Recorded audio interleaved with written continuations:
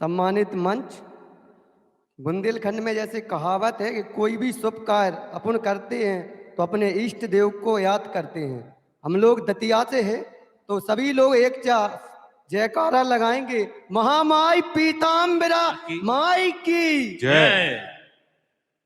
दादा, मैं दतिया से हूँ, अभय गुप्ता नाम है और आपके जीवन से जुड़ी बहुत सी कविताएं हम लोग पढ़ते आ रहे हैं। दादा, बस एक छोटा सा क्वेश्चन है कि आप आशुतोष नीखरा से आशुतोष राणा का जो सफर है उसमें एक ऐसा प्रभावशाली किस्सा हम लोगों को सुनाए जो हम युवाओं को प्रभावित करे और जो हम लोगों के मार्ग में बाधाएं हैं वो दूर करे।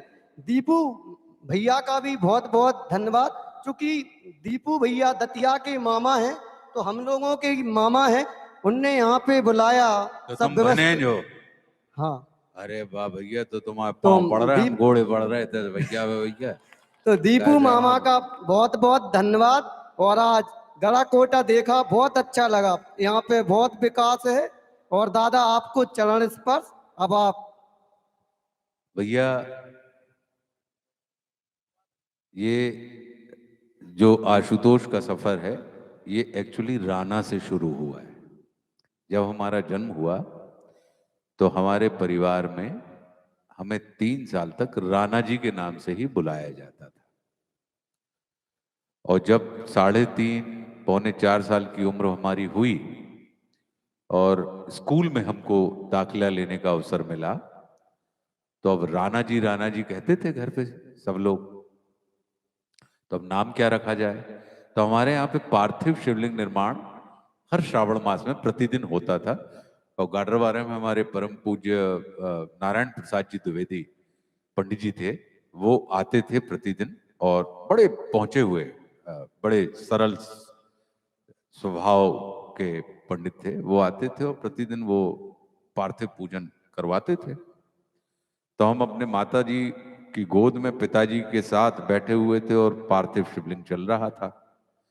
तो जब हो गया, रुद्राभिषेक में एक मंत्र आता है, ओम आशुतोषाय नमः। पता नहीं उस समय हमें क्या सूझा और हमने पंडित जी से पूछा, अच्छा कोपर में पार्थिव शिवलिंग बने हुए हैं, सामने रामचंद्र जी की फोटो रखी हुई है, तो हमने पूछा कि ये इस मंत्र का क्या मतलब है?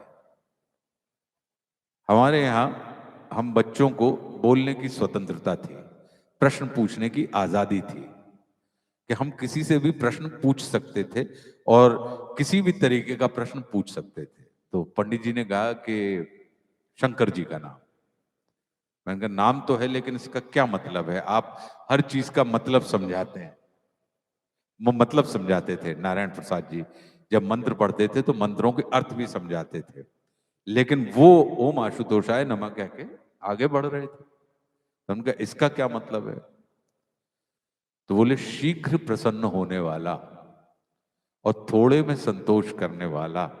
क्योंकि महादेव शिव की ये प्रकृति है, ये गुण है उनका, कि वो जल्दी से खुश हो जाते हैं, शीघ्र प्रसन्न हो जाते हैं, इसलिए उनको आशुतोष कहा जाता है। तो मैंने रामचंद्र जी की तस्वीर रखी थी, तो मैंने कहा ये हैं वो? तो बोले नहीं, ये है। तो मैंने कहा फिर ये आप पूजन इनकी कर रहे हैं और तस्वीर उनकी रखें, ऐसा क्यों कर रहे हैं? वो रामचंद्र जी हैं। बोले कि राम के भगवान, राम अपना भगवान, अपना ईश्वर शिव को मानते हैं और शिव अपना ईश्वर राम को मानते हैं, इसीलिए ये दोनों एक दूसरे को अपना भगवान मानते हैं। मैंने कहा अरे ये तो बड़ा जादूगर बात हुई, तो मतलब भगवान भी किसी के भक्त हैं और भक्त भी किसी का भगवान है, ये तो सिर्फ यहीं देखने मिला है। तो मैंने अपनी माता जी से निवेदन किया कि मेरा स्कूल में आज से मेरा नाम आशुतोष होगा, आशुतोष राणा। वहां से जो शुरू हुआ, तो जब मैट्रिक के बाद फिर हम जब यहाँ सागर यूनिवर्सिटी पढ़ने आए तो हमने उसमें से अपना नीखरा निकाल दिया। क्यों? क्योंकि हमारे पिताजी का जो नाम है वो राम नारायण है।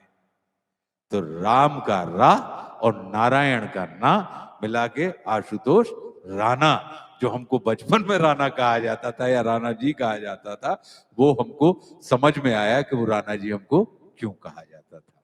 तो यही है कि हमारे पास जो है भैया गुप्ता जी, वो हमारे परम पूज्य गुरुदेव, हमारे माता पिता, हमारे इष्ट मित्र, इन सब की कृपा है हमारे ऊपर। जिसको आप सफर कह रहे हैं, ये हमारा सफर नहीं है, ये इन लोगों का सफर है। हम तो सिर्फ इस यात्रा का आनंद ले रहे हैं, मलाई लूट रहे हैं। जैसे बच्चा मेला में कोई के कंधा पे चढ़ के चलो जाते ना, बाके हाथ में फिरकी होत है, बाके हाथ में बुड्ढी के बाल होते हैं, बाके हाथ में खावे पीवे की चीजें होते हैं, लेकिन वो कंधा पे कोई के अपने माता पिता के चढ़ा होता है। तो ऐसे ही हम तो यात्रा में हम इन लोगों के कंधे पे चढ़े हुए हैं, सफर का आनंद हम ले रहे हैं, श्रम इन लोगों को करना पड़ा है।